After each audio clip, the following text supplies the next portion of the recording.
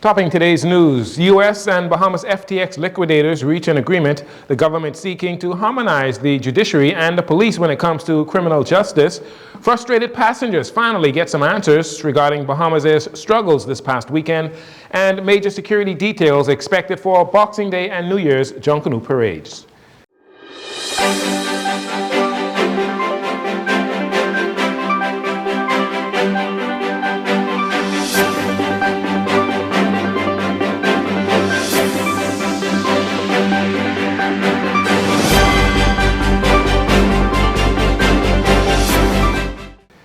Good evening, Bahamas. I'm Junu. This is your JCN Evening News. It is a pleasure to have you join us.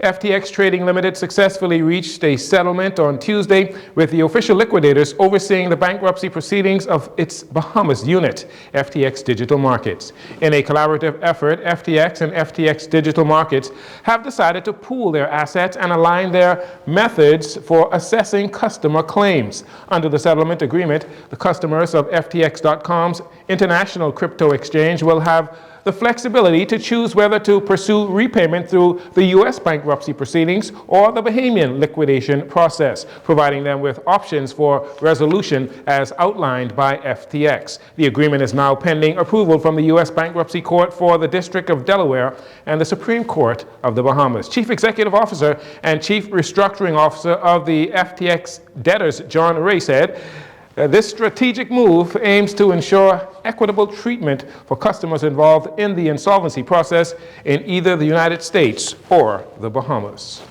This past weekend, Bahamas Air had to cancel several flights to the Family Islands due to a combination of challenges. Aviation Minister Chester Cooper said bad weather was one of those factors.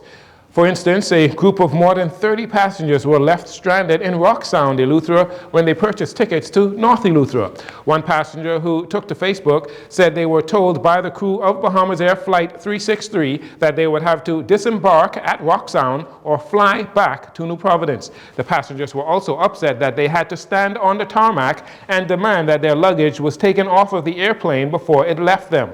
Aviation Minister Chester Cooper tried to explain the circumstances that have led to Bahamas Air's challenges. There have been a combination of issues confronting Bahamas Air.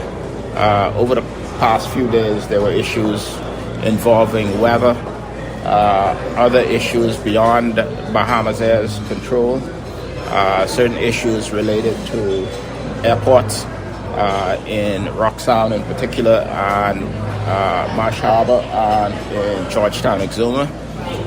We are working along with the Ministry of Finance to provide additional funding for further enhancements to all of our airports to allow night flying. I think this is an issue for Bahamas Air given its limited capacity in terms of equipment.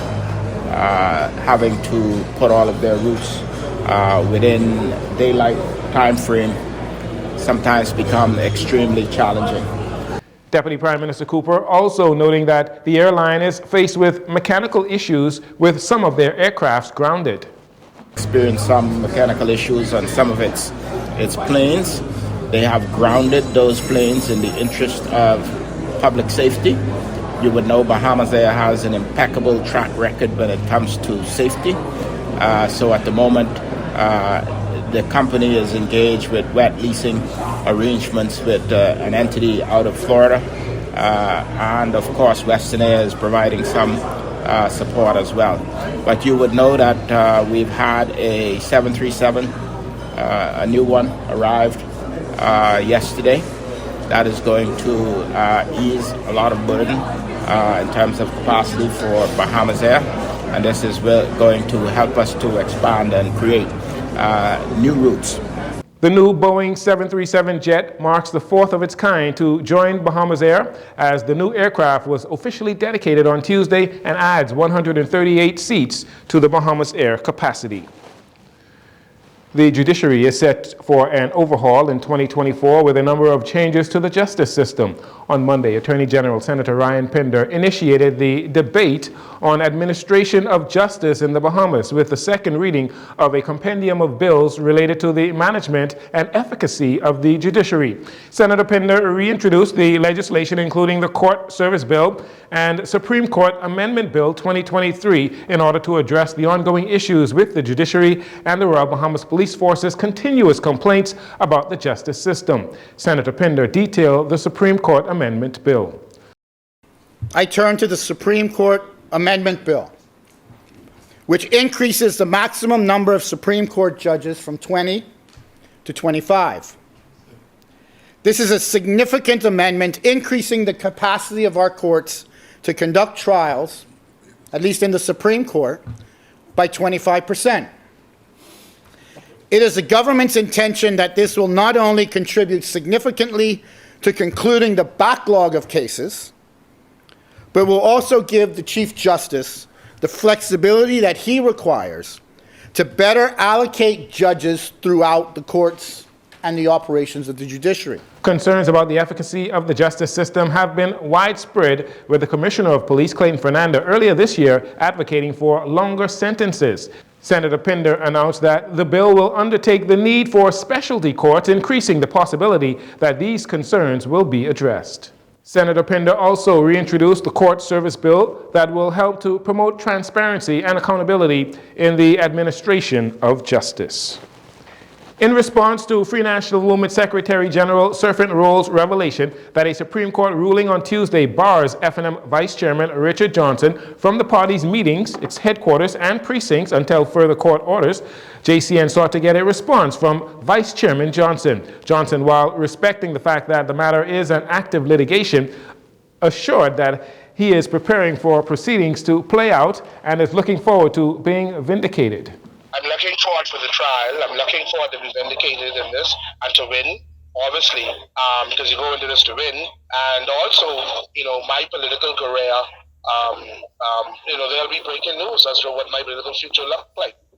JCN understands that the ruling by Justice Deborah Frazier, who also encourages F&M members to avoid personal attacks on each other, is a discharge of an order that was put in earlier this year. Mr. Johnson sued the F&M seeking $500,000 in damages, alleging that the opposition and F&M leader Michael Pintard nor Chairman Dr. Dwayne Sands had the authority to suspend his membership rights and reassign his vice chairman duties, and for mental distress he is also suing.